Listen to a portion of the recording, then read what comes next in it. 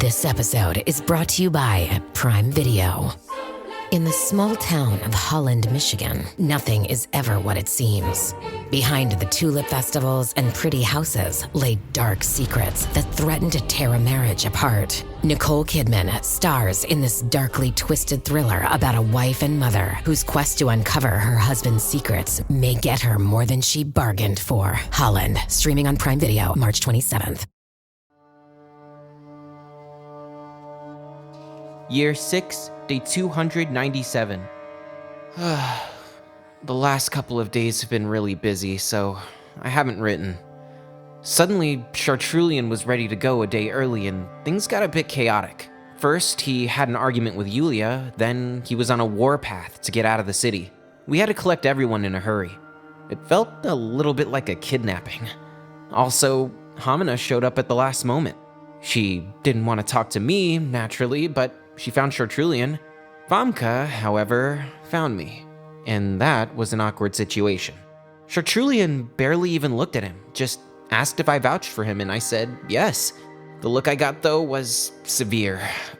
I think he could tell I wasn't very confident in what I was telling him, and he just kind of walked away. I guess the conversation ended there, and suddenly, we were 9. Then we were loaded into a ship and came here.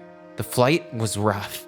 It's really bumpy going over the mountains, and it's not exactly a short ride, and it was incredibly cold. When we got here to Simitu, it was dark. I couldn't really see much. It all happened so fast. We were shuffled off to our dormitories by a really nice woman named Borsha, and were given a meal even though it wasn't a feasting day. I didn't see Chartrulean at all after we landed. It feels a little lonely. This place, at least what I've seen of it so far, isn't like Idrica at all. It looked like some sort of military complex. Everything is very modern and clean, but there's salt absolutely everywhere. I knew Simitu was in a salt flat, but I had assumed the wall keeps most of it out. I'm pretty excited to see the Blighted Valley in the daylight. Year 6, Day 301. We've been here a few days now.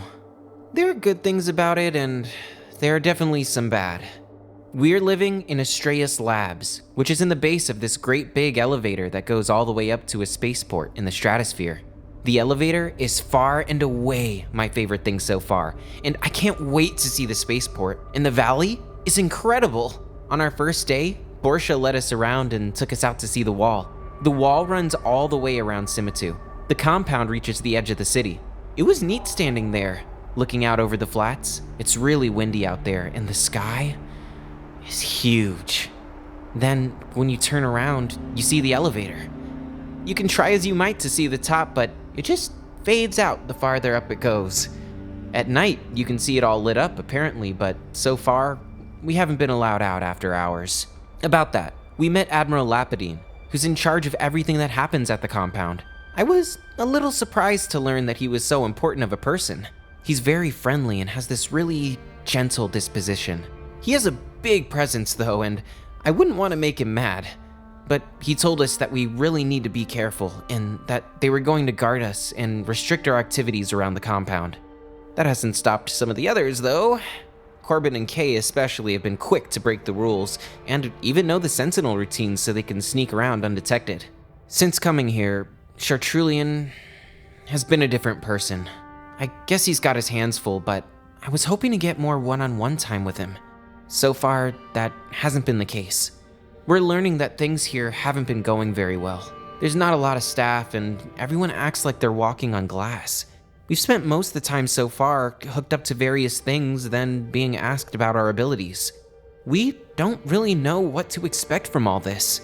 Many of the others have their doubts that it can lead to something that's good for any of us. But I think we're just getting started.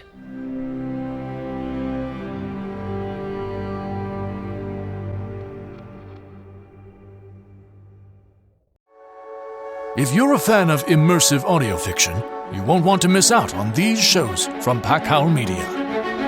The Madness of Chartrulean. Will this world accept my vision of the future? Or is all of this a mistake? The Nebulous Saga. You killed my family. They killed mine. And for 10 years, I've been making the Alliance pay. Tales for Howling at the Full Moon. It is not my worth that brings me here. It is my calling. Another day, another chosen one. To learn more about our shows and find out how to support independent creators, visit packhowlmedia.com